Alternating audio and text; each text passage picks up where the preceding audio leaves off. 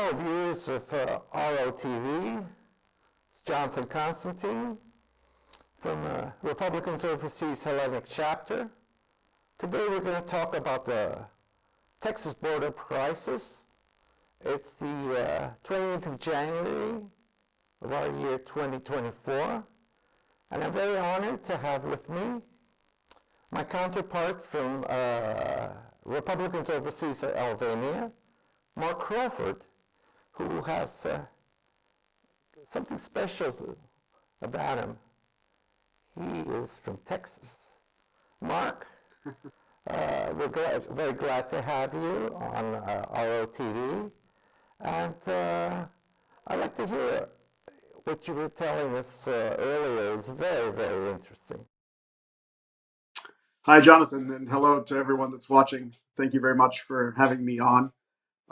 You're right. I do have Texas roots. I of course, didn't get to decide my immigration status. I was born in Los Angeles and I was raised in Ohio to Texas parents. My roots go back to the American Revolution, basically, on all four grandparents' sides, and my paternal grandfather is Native American. And so I didn't get to choose whether or not I would be an American. But I'm glad I am, and that's the only thing I am. Although I've spent a significant amount of my life overseas, I am only an American citizen, although I do have deep ties to the Chickasaw Nation. My mother's side actually goes back to the Republic of Texas. So although her family came through the Revolution, they did pass through the Republic of Texas. And so I do have a bit of insight into the mentality of people in Texas, which may be a little bit different than in California or Arizona or in New Mexico, where we have our land borders with Latin America. I have been watching the border crisis, and we have seen Governor Abbott issue a statement. It was interesting yesterday here in Albania, where I am now. An American citizen from St. Louis came up to me and was very concerned about what she perceived to be the conflict between the federal government and the state government.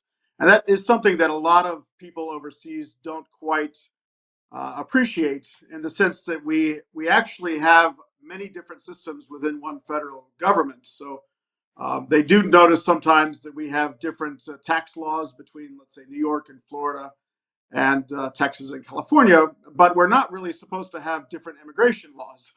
That is something that's supposed to be governed properly by the federal government if they're doing their job as the Constitution stated. Sorry to interject, but you said the magic word, if they're doing their job. Continue, Correct. and we will immediately show, as soon as you're done, we're going to show Governor Abbott's letter.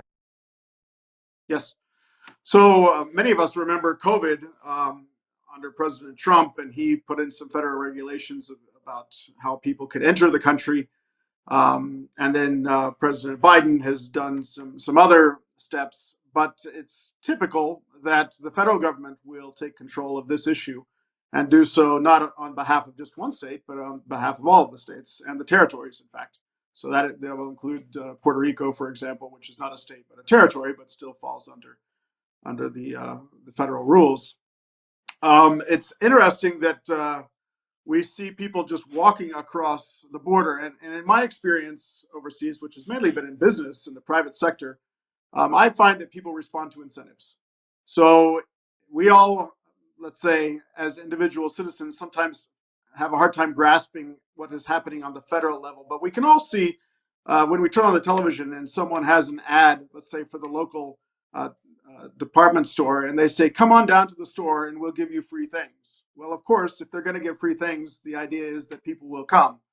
Now, if America or some of the states are saying, come on over and we'll give you free things, then the natural result is people will come. So as some states have started to give away free items, whether it's healthcare or it's other incentives, it's natural that people will respond to those and come over the border.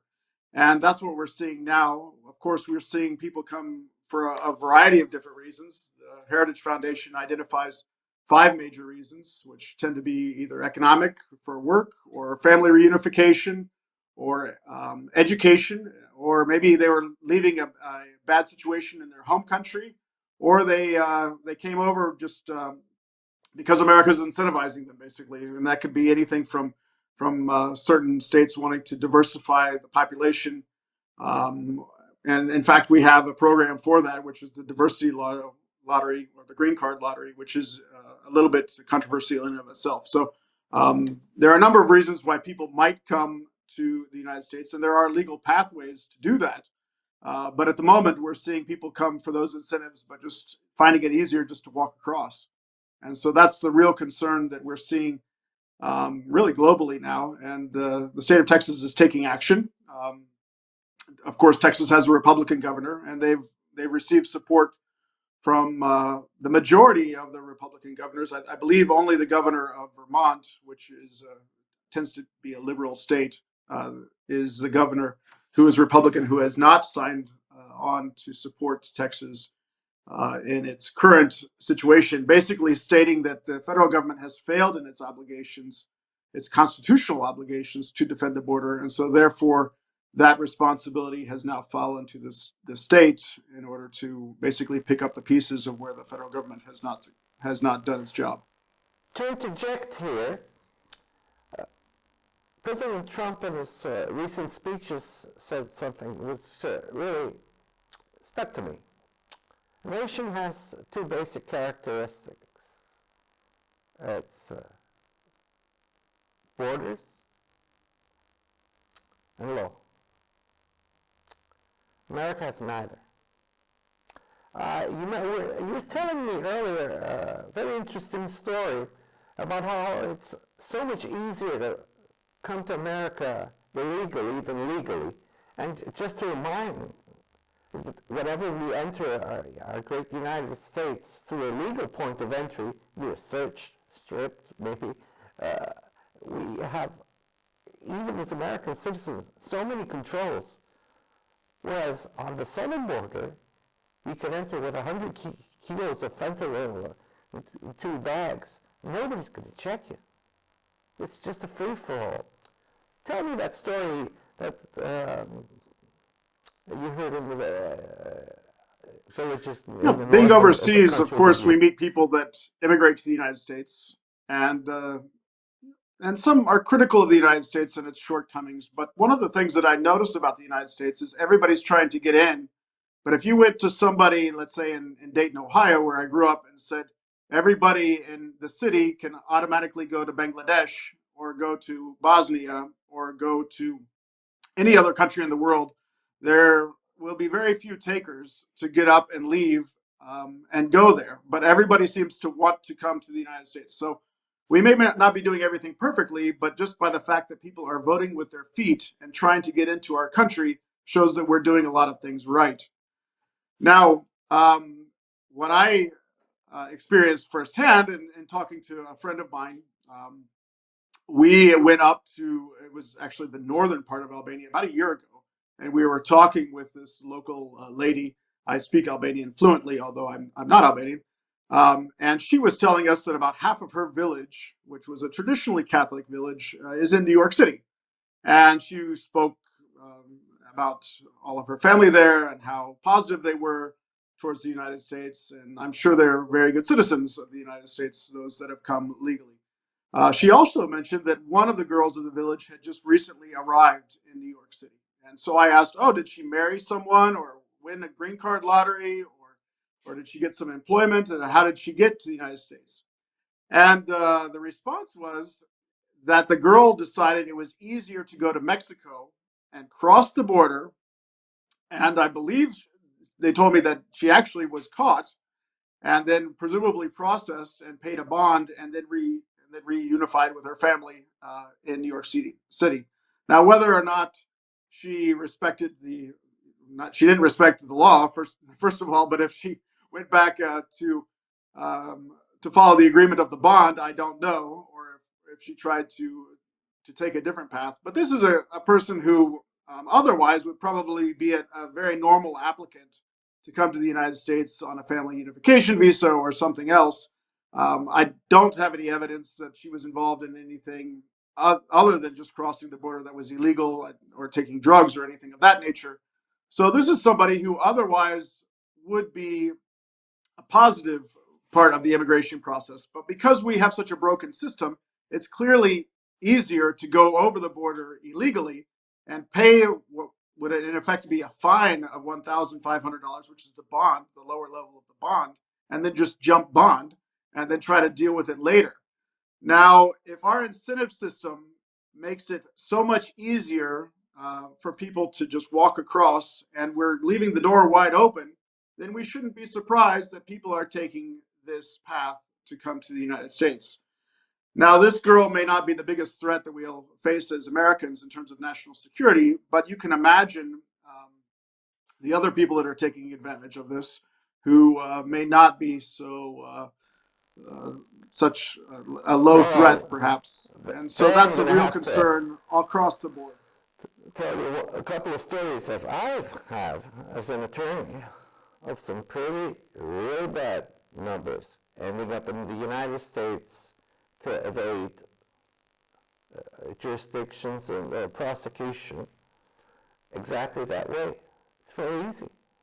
I cannot speak details because of a client attorney privilege, but I know several. And Yes. it's just so easy. So there's a payment to the coyotes, of course, the Right. people who make millions of dollars of the human trafficking. And there are a lot of other things, serious things that come out of the border Yes. issue. It's just not average people coming in. Jails are being emptied. Psych wards are being emptied.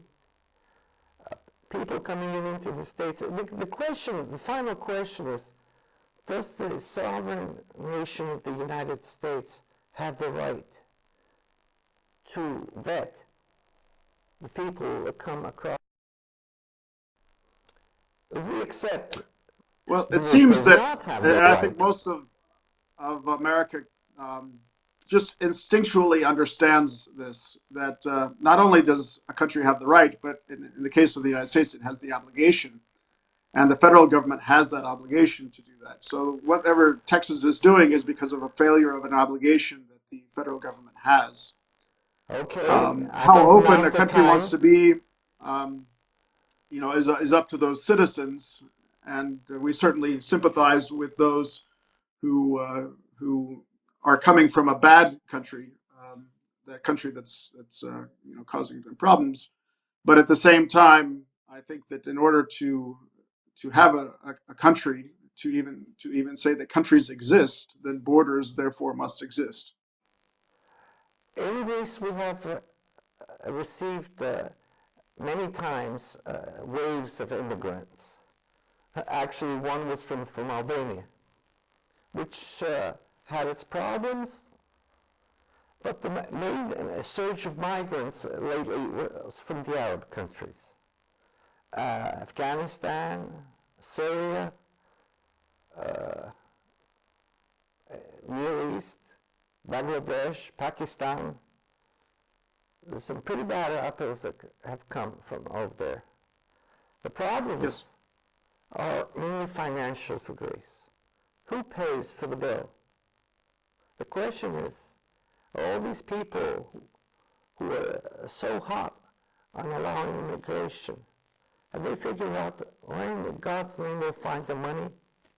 Because if you're an immigrant and an illegal immigrant, at some, especially in blue states, you're entitled to $2,200 per month per head. Social Security retirees who've been paying for 30, 40 years, you get $1,500. I really try to understand how God could explain to that Social Security pensioner that somebody just walks over the border and makes 2.2 grand a month. Right. And Well, that's who's part of going the to pay incentive. for If we're that? going to pay people to come, then we should expect them to come. And I'm certainly in favor of legal immigration.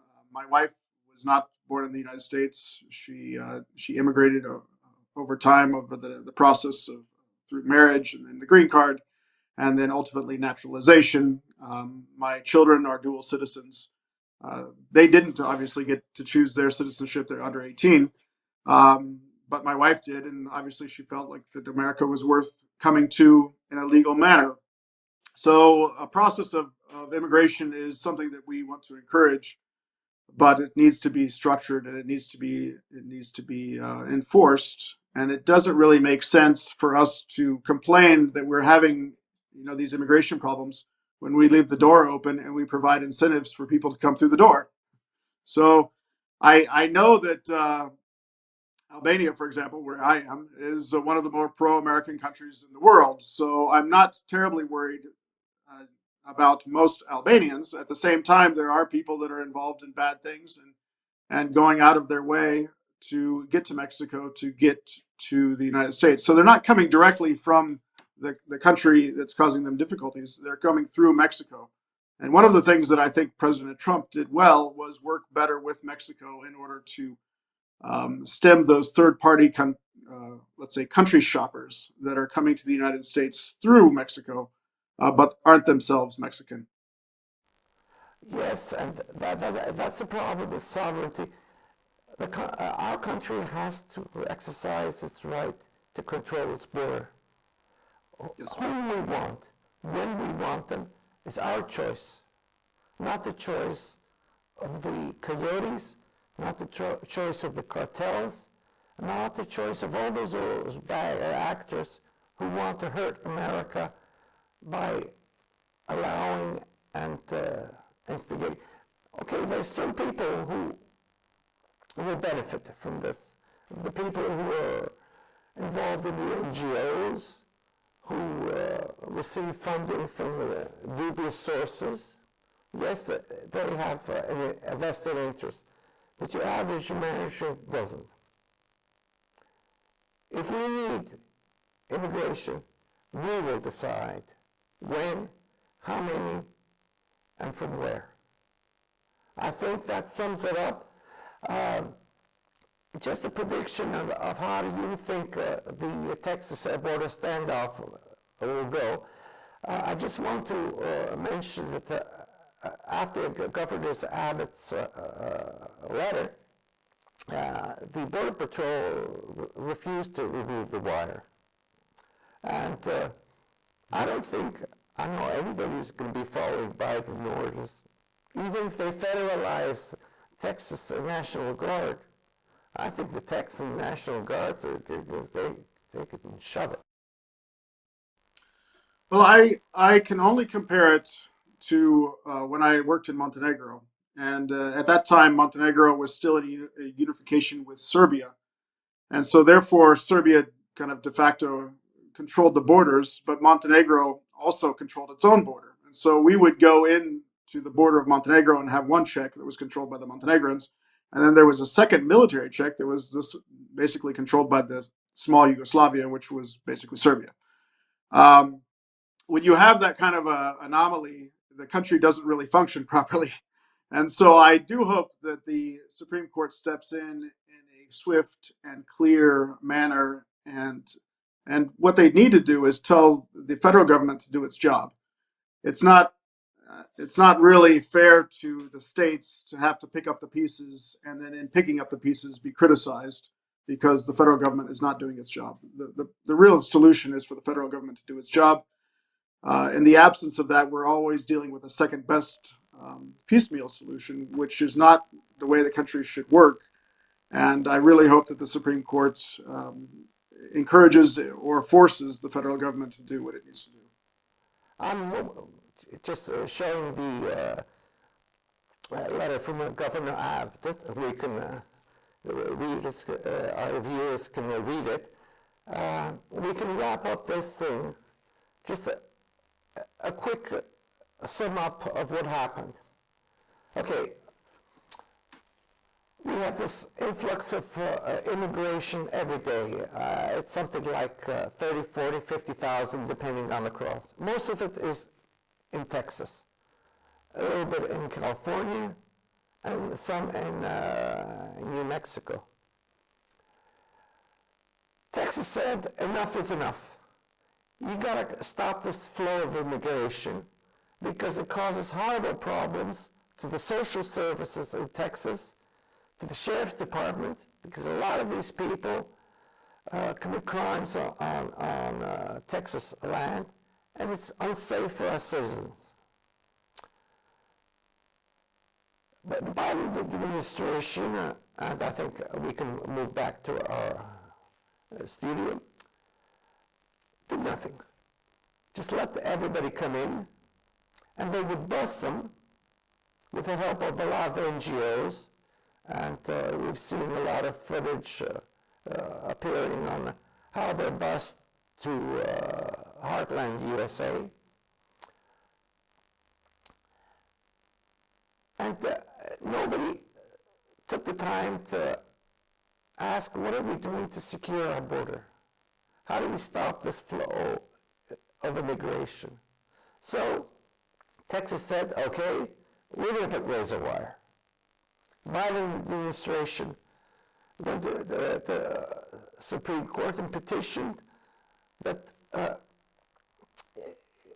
Texas should be forced to remove it. In an emergency injunction, without having heard the case, the Supreme Court ruled that Texas should allow the Border Patrol to cut the razor wire. And here came the great thing. The Border Patrol said, heck no, we're not cutting that wire. That wire helps us out, stings the flow. And that's where we're at now. Several states, if I remember correctly, South Dakota, Oklahoma, and a couple of others have sent National Guard troops to assist Texas. And the basic rationale is that when the central government fails, the state will intervene. And to wrap up the show, tell us out as a, let's say, half Texan, how do you think that this play out? Well, I am, I guess, a part Texan, and I've lived in Texas for quite a while, and still have a lot of extended family there. And not all of them are conservative, so I wouldn't say that this is a conservative liberal viewpoint. This is a practical viewpoint that you cannot have the door open when you have incentives to bring in people that you don't want in your house. So I think that the Supreme Court will say that it's ultimately a federal issue. It is a federal issue, but the federal government needs to do its job. And if the federal government is not doing its job, then the states are forced to. But this is, this is kind of a disaster. This is not the optimum solution. This is a second best solution, if Yes, not we a agree. disaster. Excuse me. So they need to get interrupt the you. federal government in place to do its job.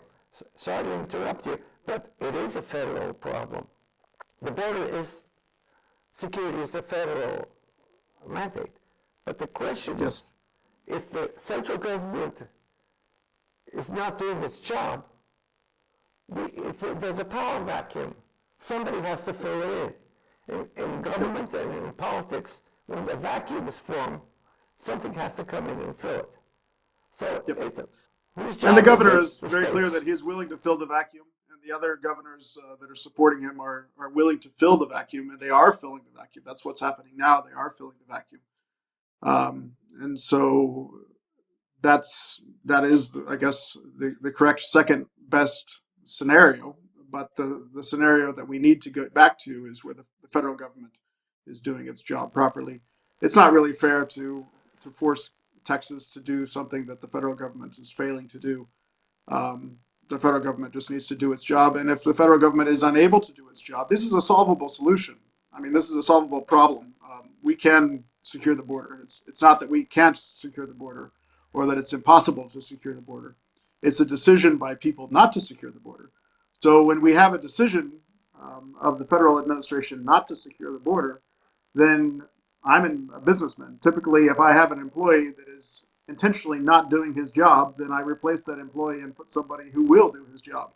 And so I hope that that an outcome of some sort happens. But those are the logical possibilities. If we have somebody that's not doing their job at the federal government, they need to be replaced so that the federal government is doing its job, and then Texas can get back to what it normally does, and not have to fill in the vacuum that the federal government has created for it. How true. Of course, we were all expecting the real change to come in November, which it will, as Republicans. And in the interim, the present regime has offered the bill. It was the wording that will allow 5,000 migrants to enter from each checkpoint, and we will intervene if it becomes larger than that number.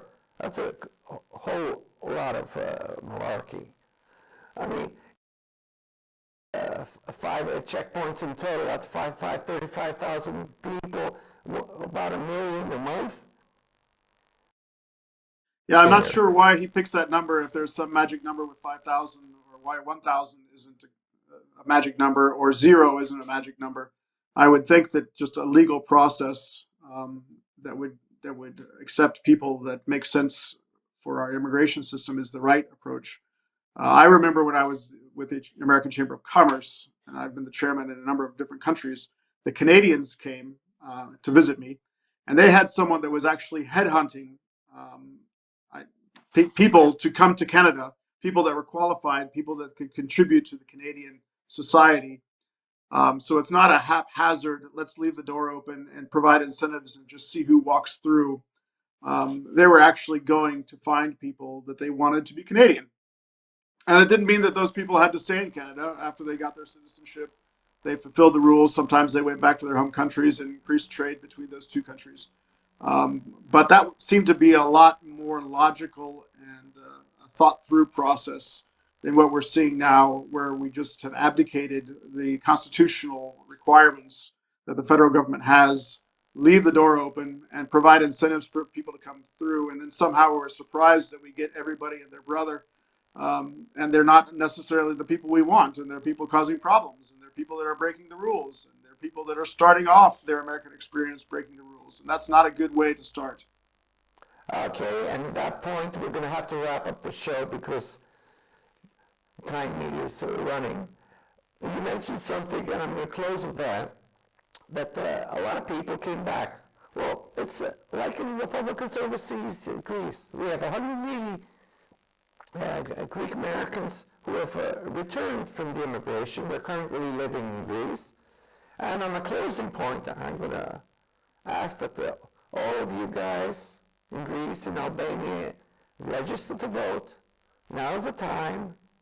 Put in your applications. For all of Greece, get in touch with us. Same with Albania. For all of Greece, you can send a mail to republicansoverseas.gr@gmail.com, or you can enter our site, republicansoverseas.gr. We have a 12-hour telephone center in operation to give you information on voting. We have offices in Athens and chapters that can help you out.